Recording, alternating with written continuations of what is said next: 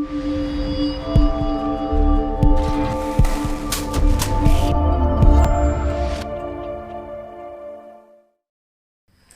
Namaste and welcome to Dr. Shah's Clinic. In yet another video, we're going to discuss and try to answer the question, how to find out if you are a fertile male.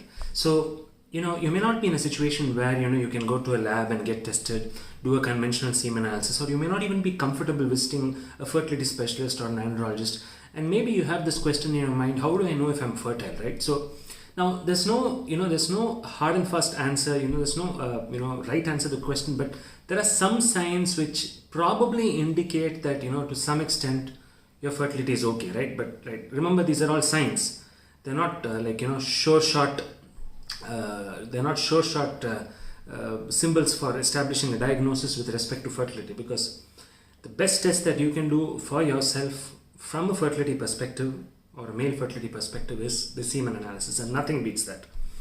So when you do a semen analysis in an andrology laboratory, basically you know how much sperms you're producing, you know the semen volume you're producing, you know what proportion of sperms are actually moving, you also know what proportion of sperms are appearing morphologically normal. So putting that aside, what are the other signs to look out for in case you're worried about your fertility in general? So normally, a healthy male will have, adequate clinical androgenization. So androgenization is a process where there's, a male pattern of hair distribution. So the frontal hair over here, you should have a receding frontal hairline. See here, this is receding. So this shows, if you have a frontal receding hair pattern of distribution, what basically that shows is that your testosterone production and testosterone function is usually normal, and you should have adequate beard growth, and you should have adequate hair distribution. So in some individuals, what happens is they have a lot of hair here, but they have poor mustache and they have poor beard hair, very poor. You can see the sparseness in the hair distribution.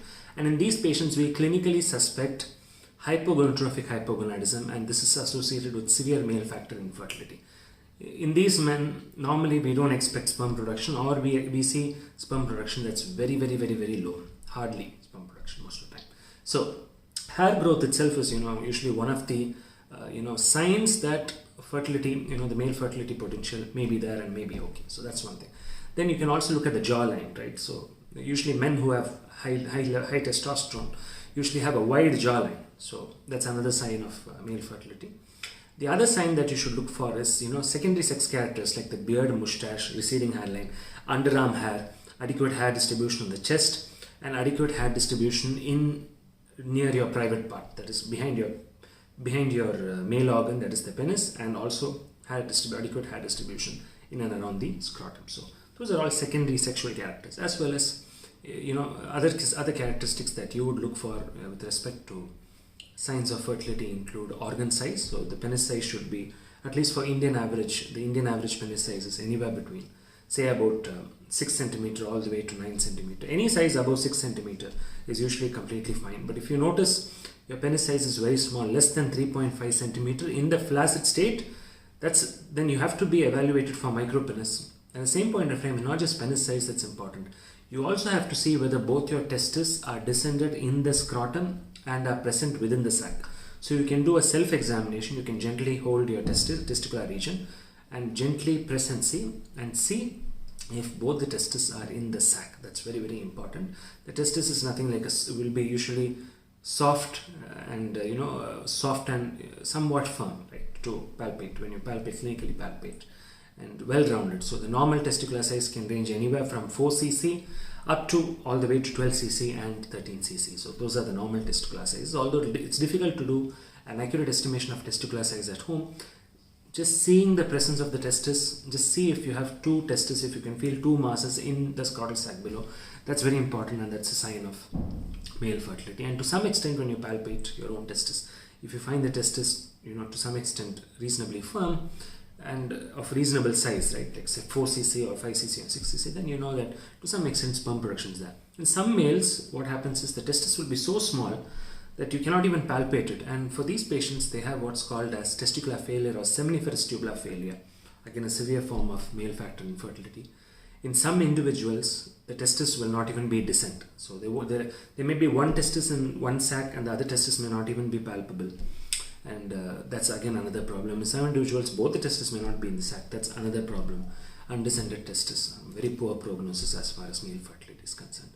And there are a few other signs that give you an idea about your fertility. So if you get adequate early morning erections, if you have adequate interest, sexual interest, sexual thoughts, and you have wet dreams, if you have adequate night falls. Night falls is where you have, it's a condition where it's not a condition, it's a physiologically normal thing that happens for most men, where automatic ejaculations happen in the night in association with wet dreams. I've made a separate video on it. I've linked it up somewhere in the top right corner. You can have a look at that video as well on night falls. So if you have night falls, it indicates that the fertility potential is good, because then we know that the ejaculatory circuit is normal, right?